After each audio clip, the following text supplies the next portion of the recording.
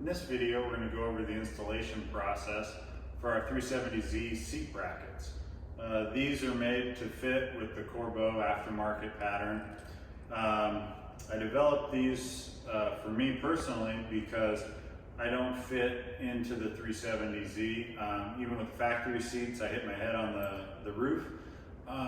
Those that are curious, I'm 6'3". I have a little bit longer torso, so that kind of plays into it.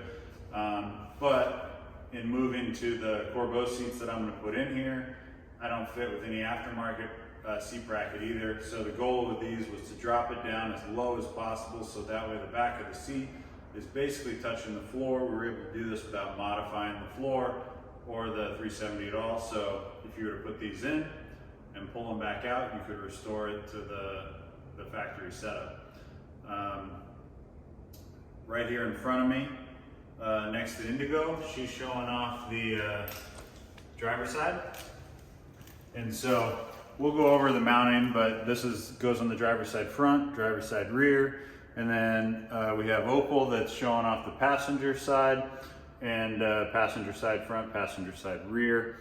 We're also going to need some thick spacers. I have those here, and these, as you can see, are all powder coated black. They're made from 3/16 thick steel, CNC cut, CNC formed, and then we send them out for powder coating. And yeah, we'll go ahead and get started on the installation. So here we have the Corbeau seats that we're using. We got it flipped upside down, and here's your front screw holes attachment. Here's the rear. This spacing that they use on all their seats is the same. But we're going to start with the rear of the seat. You might find that there's some, depending on how they're made and the leather's wrapped, you might need to move a little bit out of the way so you got a good secure mounting point.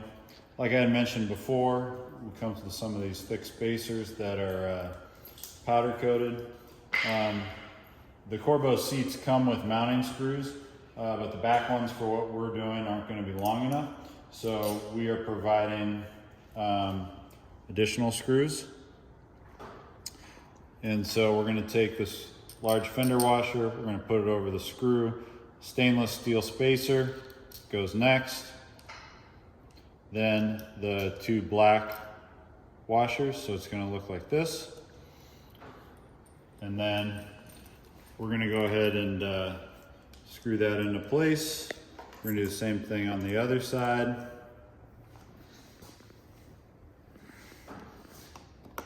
Make sure everything's centered up. We're going to snug those down, make them tight. And this is generating a slotting mechanism because of how low we're dropping the back seat. You can't actually get underneath there unless you were to modify or cut through the floor in order to attach it. So we're actually going to have like a sliding lock mechanism for doing that. So that's in. Next thing I'm going to do is I'm going to grab the front piece and we'll mount that onto the front next.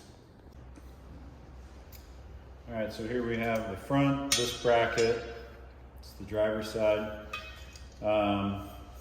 This is formed so these can catch the factory mounting locations. This is a formed spine for a lot of added rigidity. And then you have the different holes here that allow some fluctuation in seat position. So depending on how long your legs are and your preferred driving position, you do have some adjustability in here. I'm going to put it right here. These are the provided screws that come with the seats, but I am adding these washers, and these washers are provided in the kit. So I'm going to hand snug those. It is slotted a little bit left and right, but I'm going to center that. I'm going to go ahead and tighten these, and then the next thing we're going to do is show you the installation of the rear bracket section into the car. All right, so here's the driver's side bracket. We've got the opening into the slot in the front. You got your little leg here. Passenger side is just a mirror, so the opposite of that. So we're going to set this in onto our factory locations. We are going to use the factory mounting bolts that we pulled off when we pulled the original seat out. We're gonna put those in. We're gonna get this tightened down. And then after we get that in and tightened down, we'll go ahead and get the seat in carefully, and we'll slide that into position and show you how to lock it down. So we've got the driver's side seat in. It's not secured yet, but because of how tight and how low it is, you're not really able to see it. So I want to show you here. I have the passenger side rear bracket. And as you remember, this is what it looks like when the spacers are all attached and connected to the bottom rear of the seat. And so this plate is mounted into the car. This again is the passenger side we're looking at. But once the seat is, the front bracket's on and these are on, this will slide into this slot. And the slot's this length, so that way, you know, you can utilize the adjustability on the front bracket. A couple things to make note of is when you mount the factory mounting bolt here and here, you don't have space to put something on top of it.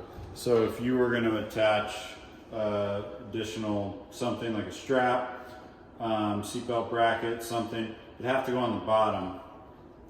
For this side, bottom on this side, if it goes on the top, you're gonna have interference with the seat. It'll raise this up too high. That's how tight it is getting this in and having it as low as possible in the car.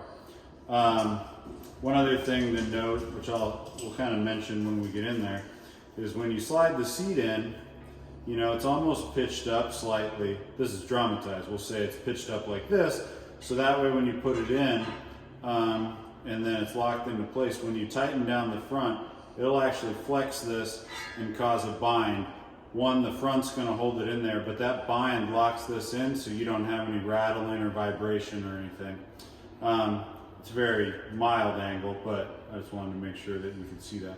So, hope that all makes sense. Now we'll go and I'll show you the seat, how it can slide a little bit, and where I'll line up the mounting points into the front, and we'll use the factory mounting points in the front to secure that down. All right, so here I've got the seat in position. We already mounted the rear bracket and I slid it in. There's enough room as you first approach the bracket that I can get my hand back there to help align those spacers back in. And so you can kind of see like it's sliding freely forward and back in that bracket. And I can tell it's in that bracket because I can't lift it up. It's locked in.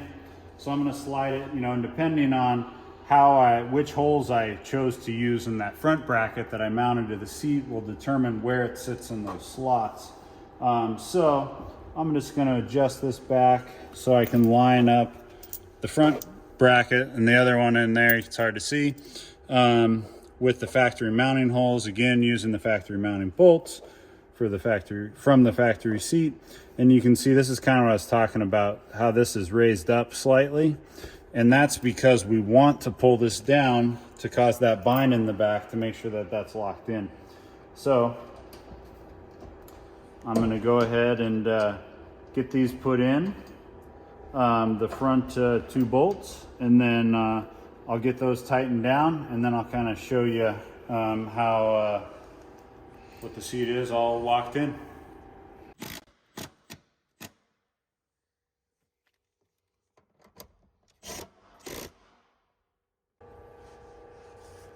All right, so we've got all that in and secured, and like I had mentioned, I wanted to make sure that you could see that it's tight and it's not clicking and clacking and vibrating.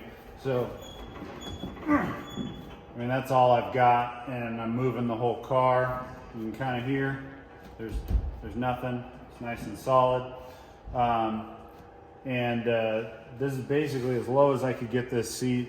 The front still has a little bit of an angle, so it's not awkward, but the back's as low as I can get it, especially for aftermarket seats. Most aftermarket seat brackets, especially ones that undermount, raise the seat significantly.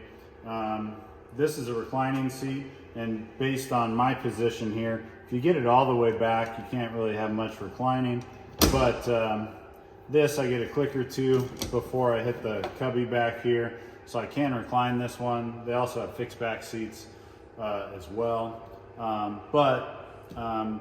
I needed an option, like I had said, for me, because I do not fit in this car, even with the factory seats and seat brackets. And I don't fit with aftermarket seats in any current seat brackets that are on the market. So I needed something so I could have fun driving this car. And this is the solution that I came up with. If you have any questions, please reach out to sales@skillard.com. So for me, this is a pretty comfortable driving position with the seat a little bit more erect. I can recline it a little bit more with this position. You can see, gives a little more headroom. But like I said, with this seat with standard on the market brackets or even the factory seat, I couldn't fit it all. I had to crunch up and super uncomfortable and was not enjoyable to drive. I love the way these seats fit and feel, and then now my driving position is comfortable and enjoyable.